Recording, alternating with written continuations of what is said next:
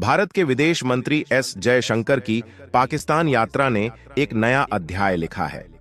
पाकिस्तान, जो लंबे समय से भारत के खिलाफ आतंकवाद को बढ़ावा देता रहा है, अब भारतीय कूटनीति के सामने झुकता हुआ प्रतीत हो रहा है।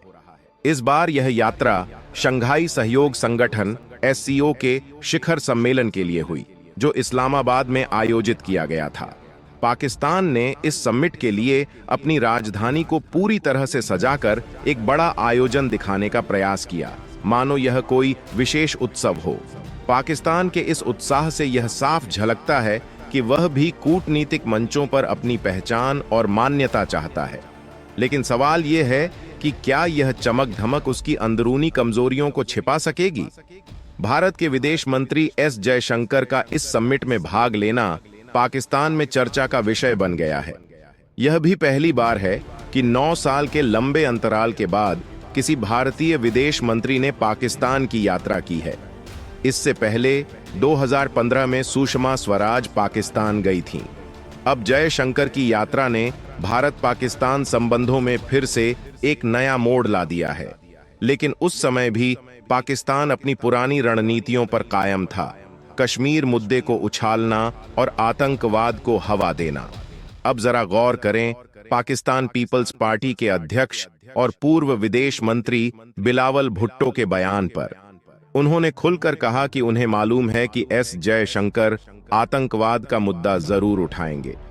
भुट्टो की यह चिंता साफ दिखाती है कि पाकिस्तान पहले से ही इस बात से चिंतित है कि जयशंकर समिट में क्या कह सकते हैं। भुट्टो ने यह भी कहा कि भारत और पाकिस्तान को संवाद शुरू करना चाहिए।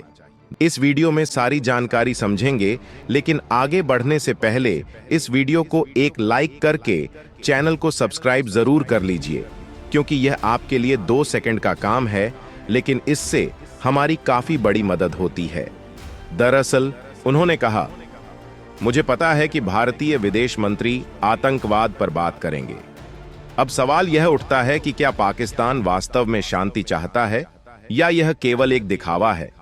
असल में पाकिस्तान ने कभी भी आतंकवाद के खिलाफ कोई ठोस कदम नहीं उठाया है, तो ऐसे में बातचीत की बात करना कितना सार्थक है? भारत के विदेश मंत्री एस जयशंकर का आतंकवाद के प्रति कड़ा रुख जग जाहिर है। पाकिस्तान भले ही बार बार शांति की बात करे, लेकिन जयशंकर ने हर मंच पर स्पष्ट कर दिया है कि जब तक पाकिस्तान आतंकवाद का समर्थन बंद नहीं करता, तब तक किसी भी तरह की बातचीत का कोई मतलब नहीं है। जयशंकर की पाकिस्तान में उपस्थिति साफ संकेत है कि भारत अब और सहन नहीं करेगा। यह द्वारा अपने आप में एक कूटनीतिक सफलता है, क्योंकि पाकिस्तान, जो हमेशा से भारत के खिलाफ चालें चलता आया है, इस बार जयशंकर की मौजूदगी से दबाव में है। यही वजह है कि पाकिस्तान के नेता पहले से ही बयानबाजी कर रहे हैं। उन्हें एहसास है कि भारत आतंकवाद के मुद्दे को जरूर उठाएगा। यह स्पष्ट करता है कि जयशंकर के आने से पाकिस्तान कमजोर स्थिति में आ गया है। अब सवाल यह है कि क्या इस दौरे के बाद भारत और पाकिस्तान के बीच तनाव कम होगा? यह 9 साल में पहली बार है कि भारत का कोई वरिष्ठ मंत्री पाकिस्तान की यात्रा पर है, और कूटनीति में संवाद की हमेशा संभावनाएं होती हैं। हालांकि यह द्वारा एक कड़ा संदेश भी है। जब तक पाकिस्तान अपनी आतंकवादी गतिविधियों को बंद नहीं करता, तब तक कोई सुधार की उम्मीद नहीं है। SCO समिट में जयशंकर की भागीदारी इस बात को दर्शाती है कि भारत अंतर्राष्ट्रीय मंचों पर अपनी पकड़ और भी मजबूत कर रहा है। दूसरी तरफ पाकिस्तान अपने कूटनीतिक उद्देश्यों को हासिल करने की कोशिश में है, लेकिन भारत हर कदम पर उसे रोकने के लिए तैयार है। सबसे बड़ा सवाल यह है कि क्या जयशंकर की इस यात्रा के बाद पाकिस्तान झुकेगा? क्या भारत के सख्त रुख के बाद पाकिस्तान आतंकवाद का समर्थन बंद करेगा? यह तो समय ही बताएगा, लेकिन इतना तय है कि इस बार जयशंकर की उपस्थिति ने पाकिस्तान को एक मुश्किल स्थिति में डाल दिया है। आपको क्या लगता है? क्या इस यात्रा से भारत पाकिस्तान के संबंधों में कोई सकारात्मक बदलाव आएगा? क्या पाकिस्तान आतंकवाद से पीछे हटेगा? भारत और पाकिस्तान की मित्रता की बात करना आज के संदर्भ में सिर्फ कल्पनाओं में ही संभव प्रतीत होता है। वर्तमान में पाकिस्तान की स्थिति आर्थिक, सामाजिक और राजनीतिक तौर पर काफी कमजोर हो चुकी है। महंगाई ने वहां की जनता की कमर तोड़ दी है और इस स्थिति का एक बड़ा कारण पाकिस्तान की नीतियों से उपजी समस्याएं हैं, खासकर भारत के खिलाफ छेड़े गए आतंकवादी अभियानों का परिणाम। भारत में हुए आतंकी हमलों के जवाब में भारत ने कड़ा रुख अपनाया, जिसका असर पाकिस्तान की आर्थिक स्थिति पर भी पड़ा।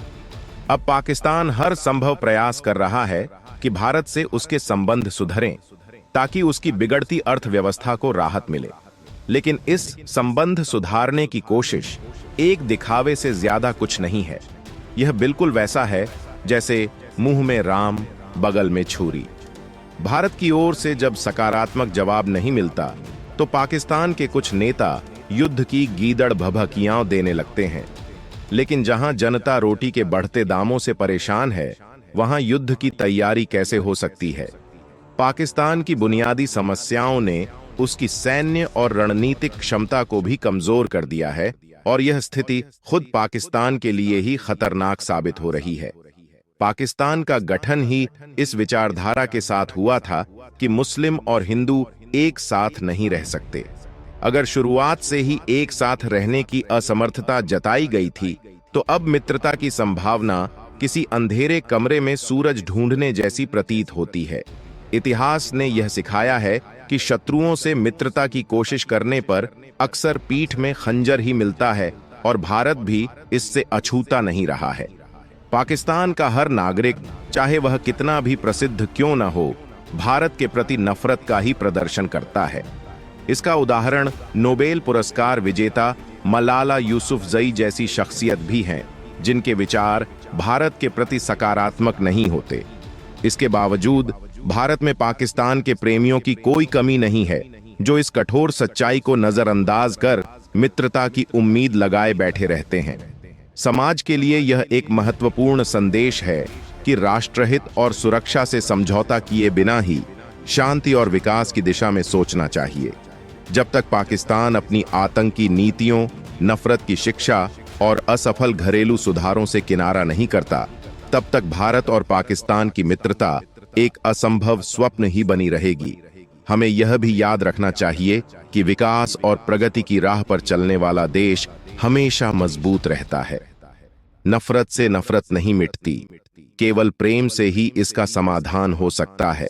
इस पर आपका क्या कहना है? अपनी राय कमेंट में जरूर बताएं, और इस वीडियो को लाइक कर अपने दोस्तों के साथ शेयर करें, ताकि वे भी इस जानकारी का लाभ उठा सकें। इसी तरह के और नॉलेज से भरपूर वीडियो देखने के लिए चैनल को सब्सक्राइब करें और बेल आइकन को ऑल पर सेट करें।